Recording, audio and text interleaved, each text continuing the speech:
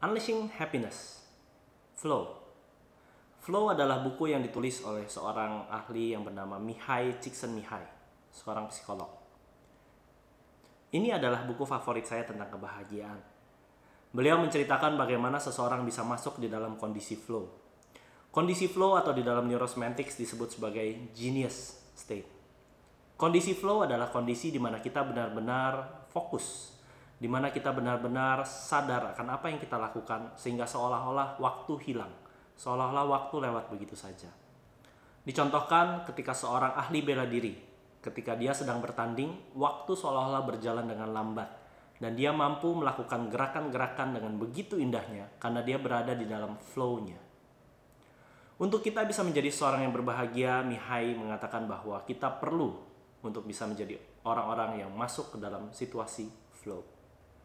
Ada 4 kategori yang perlu dilakukan untuk seseorang masuk dalam kategori flow. Yang pertama adalah punya tujuan yang jelas.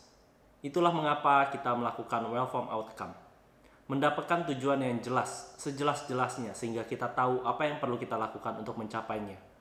Bukan hanya sekedar tujuan yang semu, tapi bisa didefinisikan, bisa diberikan arti positif, menarik bagi kita, bisa dilihat, bisa didengar. Fakta dan nyata yang bisa kita capai.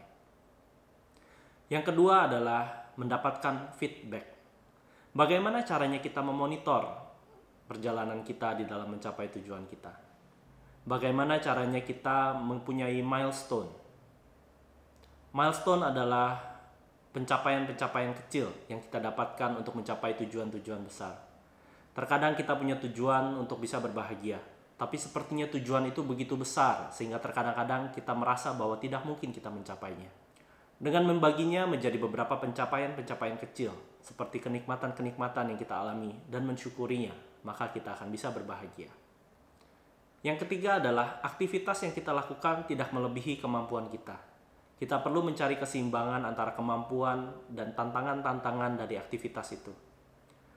Apabila tantangan yang kita hadapi dengan skill kita itu lebih besar, maka kita akan merasa khawatir. Kita akan merasa tidak mampu untuk melakukannya. Tapi apabila tantangan-tantangannya itu lebih kecil daripada kemampuan kita, maka kita akan menjadi bosan. Oleh karenanya, kita perlu menentukan, kalau tantangannya terlalu besar, skill apa yang perlu saya tingkatkan?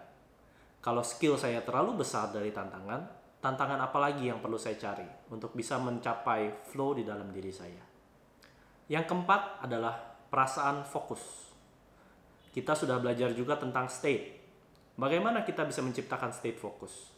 Pikiran apa yang perlu saya miliki untuk saya bisa fokus? Perasaan seperti apa yang perlu saya miliki untuk saya bisa fokus?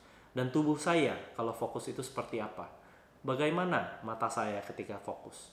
Bagaimana otot-otot saya ketika saya fokus? Bagaimana nafas saya ketika saya fokus?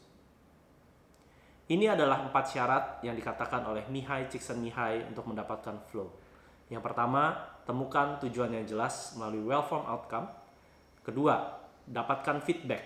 Monitor perjalanan kita di dalam mencapai tujuan kita melalui pencapaian-pencapaian kecil yang kita set di dalam pencapaian besar. Ketiga adalah menentukan apakah tantangannya ini berimbang dengan skill saya.